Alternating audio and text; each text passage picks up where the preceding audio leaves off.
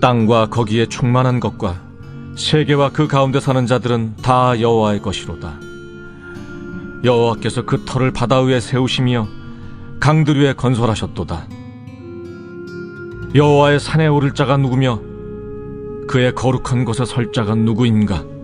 곧 손이 깨끗하며 마음이 청결하며 뜻을 허탄한 데 두지 아니하며 거짓 맹세하지 아니하는 자로다. 그는 여호와께 복을 받고 구원의 하나님께 의를 얻으리니 이는 여호와를 찾는 족속이요 야곱의 하나님의 얼굴을 구하는 자로다. 문들아 너희 머리를 들지어다. 영원한 문들아 들릴지어다. 영광의 왕이 들어가시리로다. 영광의 왕이 누구시냐? 강하고 능한 여호와시요 전쟁에 능한 여호와시로다. 문들아 너희 머리를 들지어다. 영원한 문들아 들릴지어다. 영광의 왕이 들어가시리로다. 영광의 왕이 누구시냐? 만군의 여호와께서 곧 영광의 왕이시로다.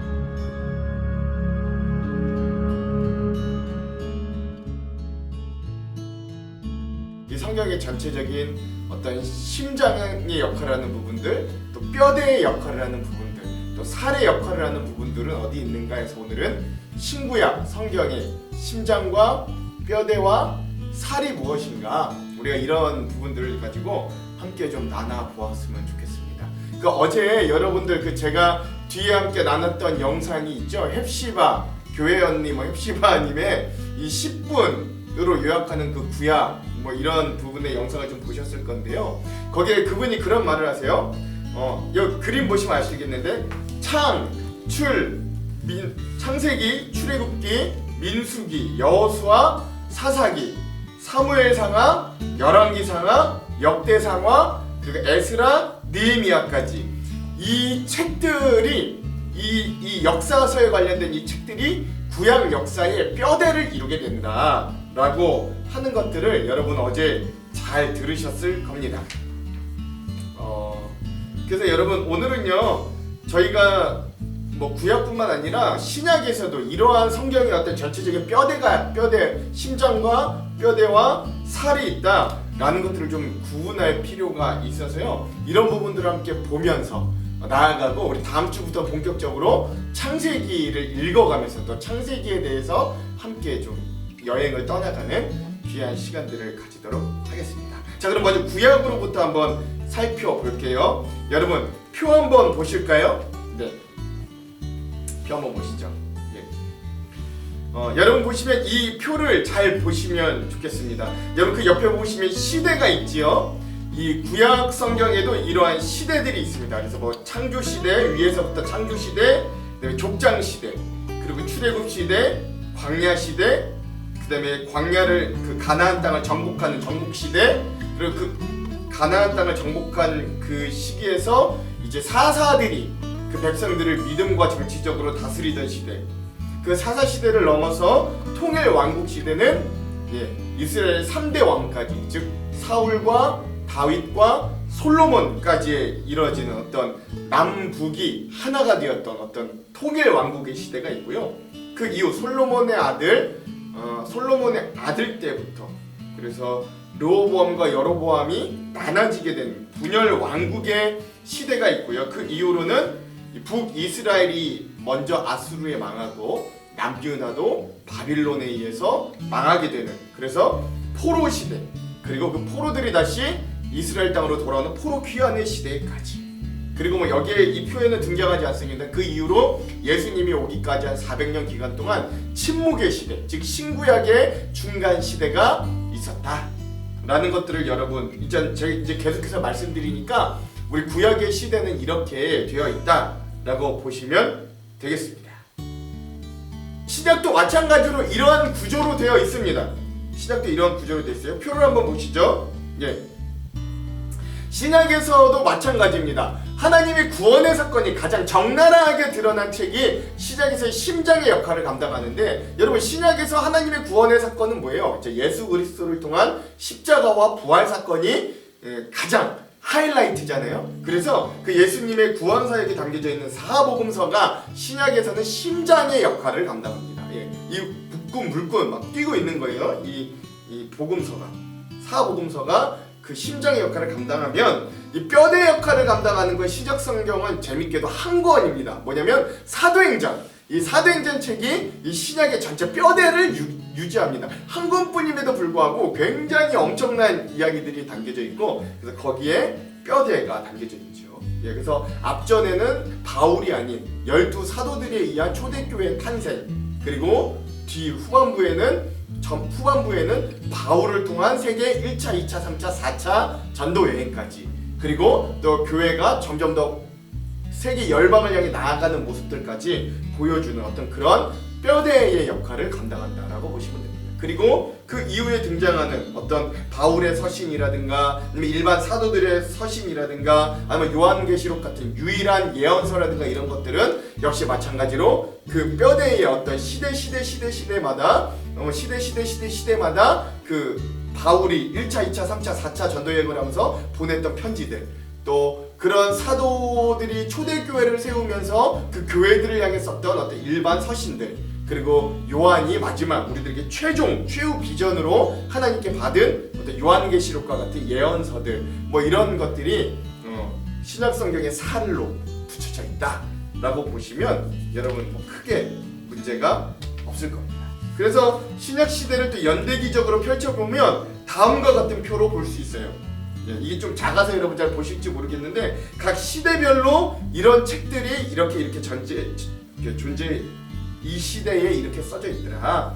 여러분 이 표를 그냥 이렇게 잠깐 보시면 되겠습니다. 여러분, 그래서 마지막으로 좀 정리하자면 구약은 무슨 책이냐?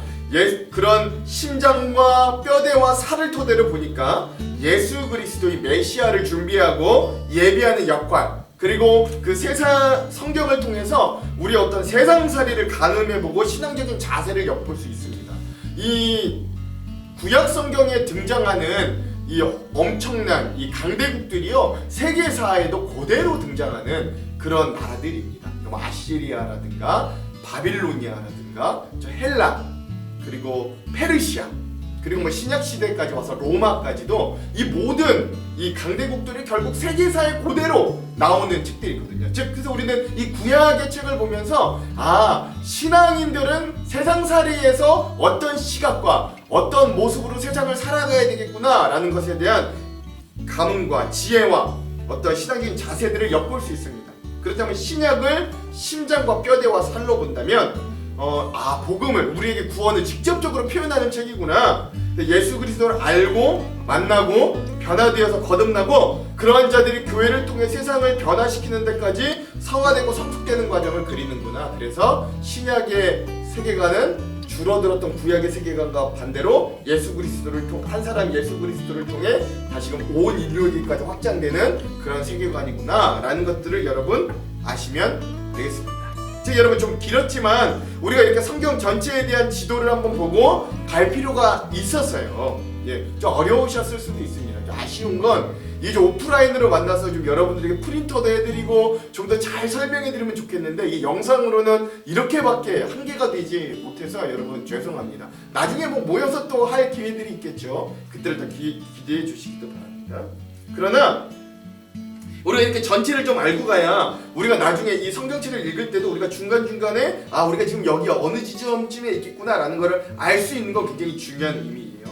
그래서 자, 이제부터 우리가 전체 맵을 보았으니까 우리가 이제 다음 주부터는 창세기에 대한 개요를 한번 듣고, 그리고 이제 창세기에 대해 서서히 창세기부터 우리가 이제 이 성경에 대한 여행을 정말로 떠나보도록 하겠습니다. 여러분 기대해 주시고 또 이 성경 여행이 정말 즐거운 여행이 될 수 있도록 저도 최선을 다할 테니까 여러분들도 함께하는 귀한 시간이 되기를 소망합니다. 제가 기도할게요.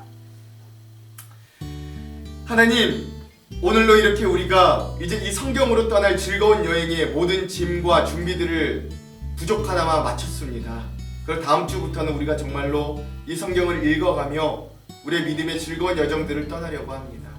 오늘 우리는 지혜도 부족하고 암도 부족하고 하나님 은혜와 믿음도 현저히 부족한 자들임을 주님 앞에 고백하오니 주님이 우리의 도움이 되어주시고 인도자가 되어주시고 길잡이가 되어주셔서 이 성경을 읽어갈 때 하나님 특별한 영의 눈이 띄어지게 하시고 몰랐던 것들을 발견하게 하시고 또 위대한 우리에게 구원을 주시는 사랑과 은혜를 주시는 하나님을 발견할 수 있는 그 하나님을 통해 비춰 또한 나를 새롭게 발견하는 귀한 시간이 될 수 있도록 함께하여 주시옵소서. 그렇게 하실 주님을 기대하오며 예수님 이름으로 기도합니다.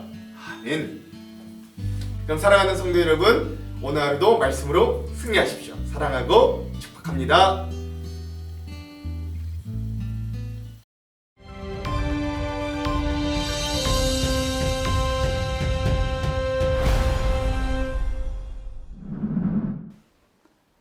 안녕하세요. 이번에는 신약책 분류에 대해 살펴보겠습니다. 구약이 39권인 반면 신약은 27권으로 구성되어 있습니다.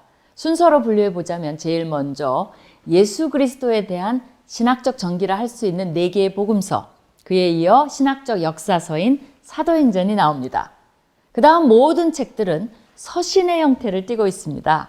예수 그리스도 다음으로 중요한 사도 바울의 서신 13개, 일반 서신이라 불리는 서신 8개, 그리고 비록 서신의 형태를 취하고 있으나 내용이 다른 서신들과 구분되는 요한계시록으로 끝을 맺습니다. 요약하자면 신약은 복음서 4권, 역사서 1권, 사도 바울 서신 13권, 일반 서신 8권, 계시록 1권으로 구성되어 있습니다.